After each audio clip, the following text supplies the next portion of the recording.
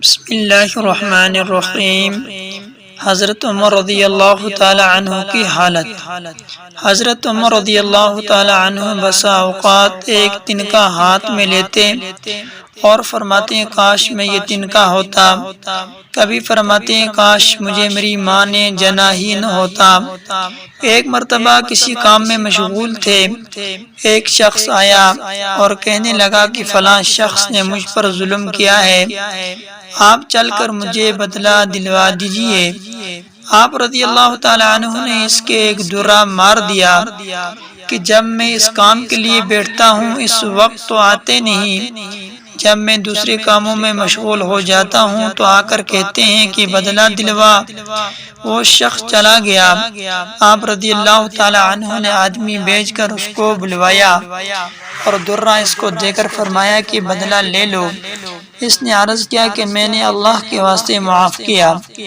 گھر تشریف لائے، 2 رکعت نماز پڑھی، اس کے بعد اپنے آپ کو خطاب کر کے فرمایا، اے عمر تو کمینہ تھا، اللہ نے تجھ کو اونچا کیا، تو گمراہ تھا، اللہ نے تجھ کو ہدایت کی، تو ذلیل تھا، اللہ نے تجھے عزت دی، پھر لوگوں کا بادشاہ بنایا۔ اب ایک شخص آ کر کہتا ہے کہ مجھے ظلم کا بدلہ دلوا دے، تو اس کو مارتا ہے، کل کو قیامت کے دن اپنے رب کو کیا جواب دے گا؟ بڑی دیر تک اسی طرح اپنے آپ کو ملامت کرتے رہے۔ آپ رضی اللہ تعالی عنہ کے غلام حضرت اسلمہ رضی اللہ تعالی عنہ کہتے ہیں کہ میں ایک مرتبہ حضرت عمر رضی اللہ تعالی عنہ کے ساتھ حرہ کی طرف جا رہا تھا۔ ایک جگہ آگ جلتی ہوئی جنگل میں نظر آئی۔ حضرت عمر رضی اللہ تعالی عنہ نے فرمایا کہ شاید یہ کوئی قافلہ ہے جو رات ہو جانے کی وجہ سے شہر میں نہیں گیا، باہر ہی ٹھہر گیا، چلو اس کی خیر خبر لیں، رات کو حفاظت کا انتظام کریں۔ وہاں پہنچے تو دیکھا کہ ایک عورت ہے جس کے ساتھ چند بچے ہیں جو رو رہے ہیں اور چلا رہے ہیں، اور ایک دیچکی چولہے پر رکھی ہے جس میں پانی بھرا ہوا ہے اور اس کے نیچے آگ جل رہی ہے۔ انہوں نے سلام کیا اور قریب آنے کی اجازت لے کر اس کے پاس گئے اور پوچھا کہ یہ بچے کیوں رو رہے ہیں؟ عورت نے کہا کہ بھوک سے لاچار ہو کر رو رہے ہیں۔ دریافت فرمایا کہ اس دیچکی میں کیا ہے؟ عورت نے کہا کہ پانی بھر کر بہلانے کے واسطے آگ پر رکھ دی ہے کہ ذرا ان کو تسلی ہو جائے اور سو جائیں۔ امیر المومنین عمر رضی اللہ تعالی عنہ کا اور میرا اللہ ہی کے یہاں فیصلہ ہوگا، میری اس تنگی کی خبر نہیں لیتے۔ حضرت عمر رضی اللہ تعالی عنہ رونے لگے اور فرمایا کہ اللہ تجھ پر رحم کرے، بھلا عمر کو تیرے حال کی کیا خبر ہے؟ کہنے لگی کہ وہ ہمارے امیر بنے ہیں اور ہمارے حال کی خبر بھی نہیں رکھتے۔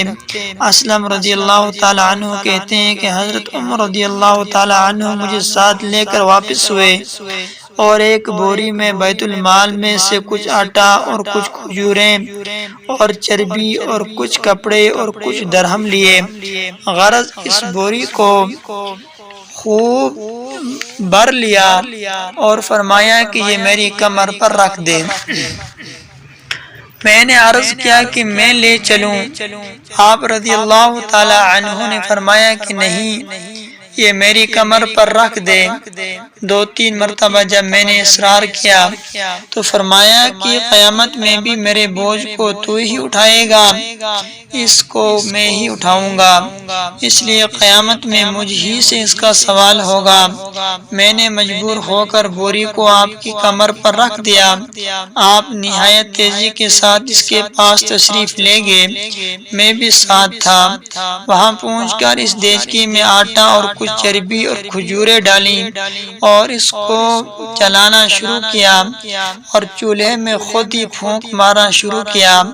اسلم رضی اللہ تعالی عنہ کہتے ہیں کہ آپ رضی اللہ تعالی عنہ کی گنجان داڑھی سے دھواں نکلتا ہوا دیکھتا رہا حتیٰ کہ حریرہ سا تیار ہو گیا۔ اس کے بعد آپ نے اپنے دست مبارک سے نکال کر ان کو کھلایا اور سیر ہو کر خوب ہنسی کھیل میں مشغول ہو گئے، اور جو بچہ تھا وہ دوسرے وقت کے واسطے ان کے حوالے کر دیا۔ وہ عورت بہت خوش ہوئی اور کہنے لگی اللہ تعالیٰ تمہیں جزائے خیر دے، تم تھے اس کے مستحق کی بجائے حضرت عمر رضی اللہ تعالیٰ عنہ کے تم ہی خلیفہ بنائے جاتے۔ حضرت عمر رضی اللہ تعالیٰ عنہ نے اس کو تسلی دی اور فرمایا کہ جب تم خلیفہ کے پاس جاؤ گی تو مجھ کو بھی وہیں پاؤ گی۔ حضرت عمر رضی اللہ تعالیٰ عنہ کے اس قریب ہی